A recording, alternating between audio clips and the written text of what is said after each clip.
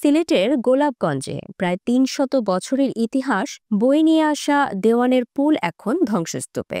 একসময় যা ছিল গুরুত্বপূর্ণ সড়ক ও সেতু, আজ সেটি এলাকার বিপুল দুর্ভোগের কারণ। ১৭৪০ সালে মুঘল আমলে নির্মিত এই সেতু ছিল গোলাপগঞ্জ, বিয়ানীবাজার ও বড়লেখার মানুষদের জন্য মূল যাতায়াত পথ। সেতু ভাঙার আগে এখানে হাজারো মানুষ প্রতিদিন চলাচল করতেন, কিন্তু এখন মানুষ হেঁটে যেতে পারছে না, যানবাহন চলাচল বন্ধ। শিক্ষার্থী আবেদ বলেন, আমরা দাবি তো ফুল হইতো, ফুলের ডাইভেশন কয়দিন পরে পরে তারা খররা বাঙ্গিয়া আর কি পানি আয় গেল। ফুল না হইলে তো আমরা কোনটা করার জান না, আমরা গাড়ি ঘোড়া চলার সমস্যা করে। আর না হইলে যদি তারা ফুল ঠিক করতে পারে না, আমরা দাবি হইলো ওখান জেলা আছে ফুল ওলা তারা কিছু কাম করাইয়া জেলা গাড়ি যাওয়া হওয়া করে ওলা তারা কাম করিয়া দিতা। আর কোনো দাবি নাই আমরা ফুল তো আগে জেলা দিলা তো ওই তো নাই কান, হয় বাঙ্গিয়া নতুন ফুল করিয়া দিতা, নইলেও ফুল আবার ঠিক করিয়া দিতা আগর মতন। ওটাও আমরা দাবি, আর কোনটা চাই না আমরা। আসসালামু আলাইকুম।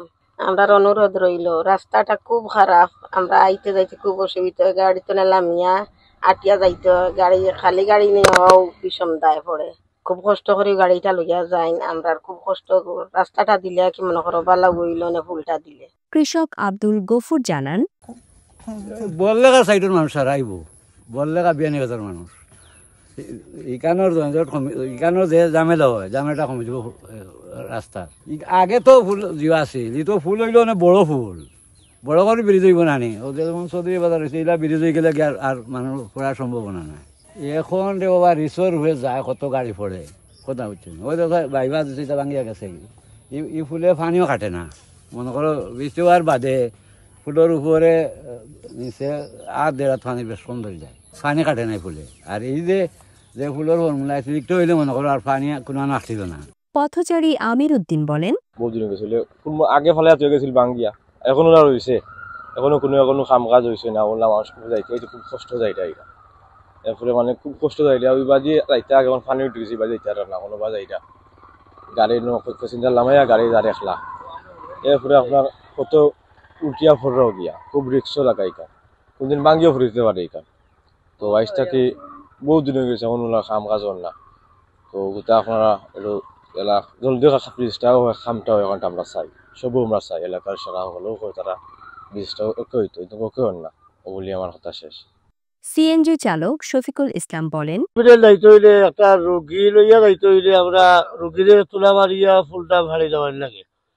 আমরা সরকারি হসপিটাল যাইতে গিয়ে আমরা এই ধরনের কষ্ট, আমরা এর লাগে আমরা বিশেষ করিয়া অনুরোধ করিয়া মাননীয় ডক্টর রেণু সাহেব আপনার কাছে আমরা আকুল আবেদন, আমরা গোলাপগঞ্জবাসীর পক্ষ থেকে আপনার কাছে অনুরোধ করিয়া যে আমরা এই রাস্তাটা দয়া করিয়া এই ব্রিজটার লাগি আমরা মানুষ আটটাইল যাত্রী লইয়া আইলে নামাইয়া দেওয়া, খালি গাড়ি লইয়া যাওয়া বড় কষ্ট হয়।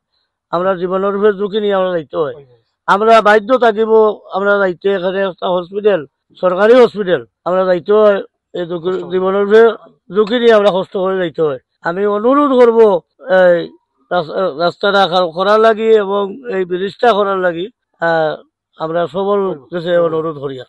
নির্মাণ কাজ শুরু হয় ২০২২ সালে, কিন্তু স্থানীয়দের আপত্তি ও প্রত্নতত্ত্ব অধিদপ্তরের বাধায় কাজ বন্ধ হয়ে যায়।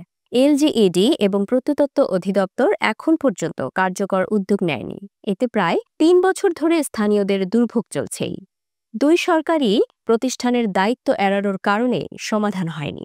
স্থানীয়রা দাবি করছেন ঐতিহ্য ও সংরক্ষণ হোক, মানুষও নিরাপদে চলাচল করতে পারুক। যদি দ্রুত ব্যবস্থা না নেওয়া হয়, তারা বৃহত্তর আন্দোলনের হুঁশিয়ারি দিয়েছেন। দেওয়ানের পুল শুধু একটি সেতু নয়, এটি প্রায় ৩০০ বছরের ইতিহাসের সাক্ষী। অব্যবস্থাপনা ও দায়িত্বহীনতার কারণে আজ এটি ধ্বংসস্তূপে পরিণত হয়েছে এবং সাধারণ মানুষও আজও দুর্ভোগের মধ্যে আছে।